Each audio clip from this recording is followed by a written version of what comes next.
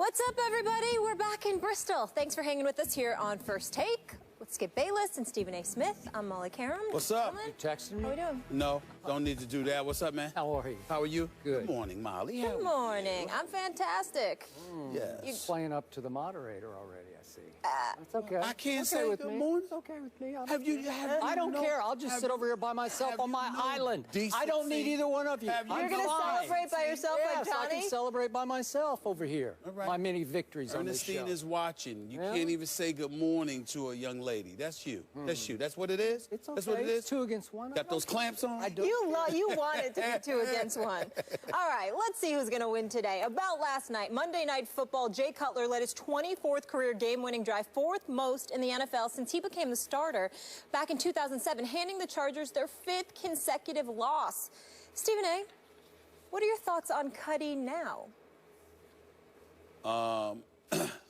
Is that all you got? Did y'all really expect it to change?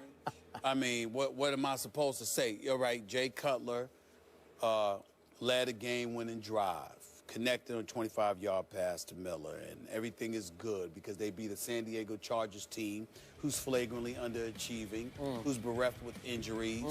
We know that they're struggling. We understand this. It's a bad situation in San Diego, something that we plan on visiting as a topic a bit later on. Yes, we do. Having said all of that, Jay Cutler, 27 of 40, 345 yards. Yep. You know, just 1 interception, a pick 6, but nevertheless, just one of those. You can look at him and you can say that he's playing better and what have you. Here's the discomfort I have with this conversation about Jay Cutler. Skip Bayless, people talk as if we're trying to say Jay Cutler's a scrub. He can't play. Nobody's ever said that. We know that he's talented. We know he's got a rifle for an arm. We know that he's got toughness. We know that he has athleticism, and he can play the quarterback position. And I think with the new offensive coordinator, we have seen some improvement. But he's still Jay Cutler. He's still that dude that we haven't seen smile since he signed his contract, either before or after. He's still that dude that is devoid of any motivational skills whatsoever. He's still that dude who is the quarterback for the Chicago Bears, who, by the way, listening to, now, I mean, whether it's Mike and Mike, whether it's my boy Tarico with the great John Gruden, or the list goes on, whether it's Ray Lewis with Trent Dilfer and Steve Young after the game. You know something? If I was not paying attention, I would have thought that the Chicago Bears are in tie for first place with Green Bay and Minnesota. I wouldn't think that they're 3 games back. I wouldn't think that when Green Bay and Minnesota are 6-2, that the Chicago Bears are 3-5, 2 games under 500, destined to miss the playoffs yet again with Jay Cutler as their quarterback. It amazes me. I must admit, they had me fooled. They really did. Because I was like, I literally sat up there like this. Damn, I know the Chicago, I know I wasn't hallucinating. I think Chicago has been losing. Let me go back and check the standings. Am I missing something? There's something wrong? Is the Chicago Bears suddenly winning football games and I forgot? What was I don't know what's going on here. And then I went and I said, oh, exactly what I thought. They came in the game 2-5 last night. They came into the game not deserving of being on Monday Night Football, which, by the way, the NFL needs to revisit. When you got teams that are mediocre for Monday Night Football, can we do something a week or 2 in advance to change the schedule so we don't have to see certain teams? Because I'll be the first to admit, Skip Bayless, I didn't see the end of this game.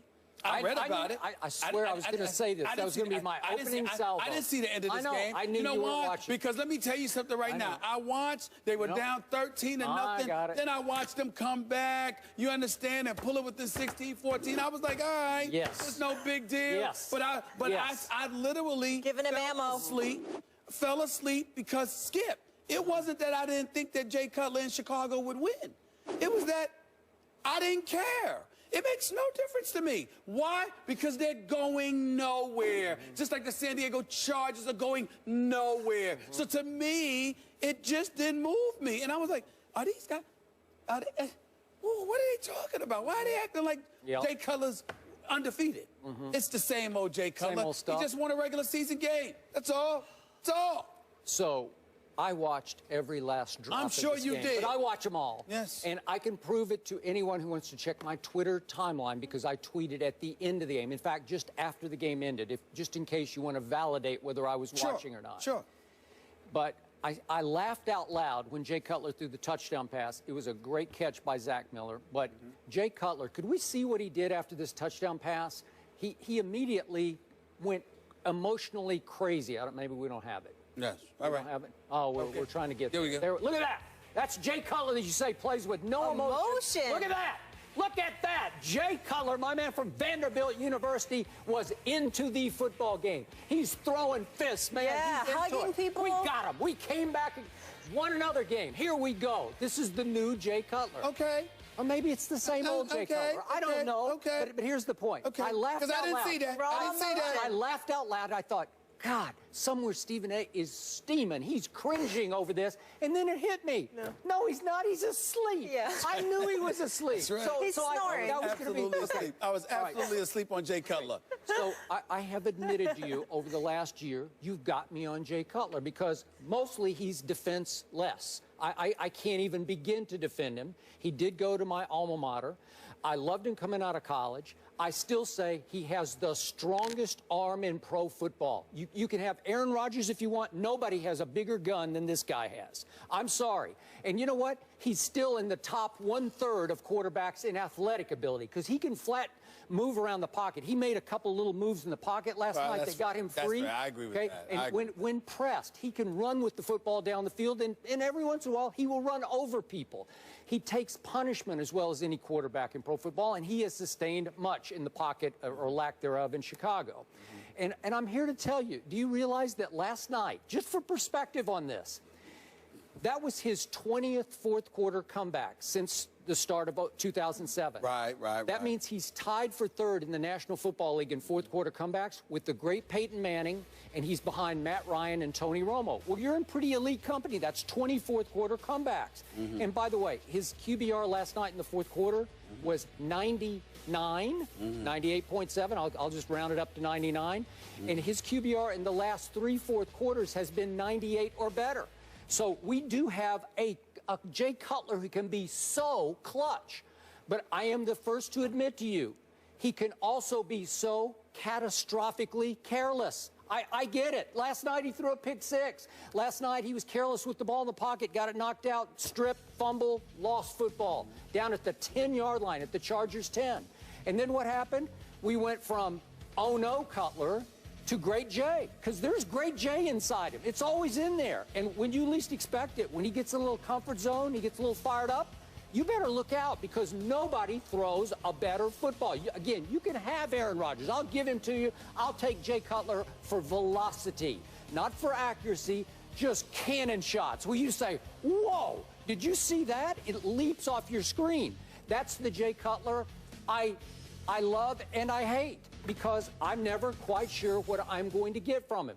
He is the biggest tease in sports this side of the Dallas Cowboys. I'll be the first to tell you. You always say yesterday you're saying biggest tease in sports, the Dallas Cowboys. Well, there's some truth to that, but I think Jay Cutler's right there neck and neck with them because there is a lot to love about this guy. And just when you're ready as the Chicago Bears to say, let's cut bait with Jay Cutler, you're going to replace him with what? And so they gave him his big deal. And you have ridiculed his big deal and said somebody should pay for this. Well, they did pay for it. At least one person lost their job. Okay.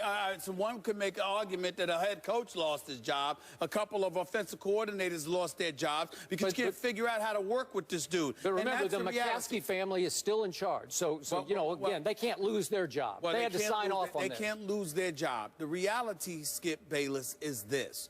Jay Cutler is an underachiever. You know, when you go through his bio, and there's numbers all over this place. It is all over the place. Yeah. His passing record, the QBR, advanced passing, and all of this other stuff. All of these things they have. And then you go to playoffs, and it's one line. 2 games, 2 starts. Okay, one of them he didn't finish, by the way, that AFC Championship game when he was pedaling on the bicycle. You mean, but he couldn't backpedal? You mean that game? But here's the deal. Bicycle game. The bicycle game. That's right. And the thing about it that I find absolutely ridiculous, you know, Jay Cutler, what do you say? Listen, Skip, if you're a scrub, at least we can look at you and say, well, you just don't have it. You're a scrub. There's no crime in that. It's just that you can't play. In Jay Cutler's position, it's not that he can't play.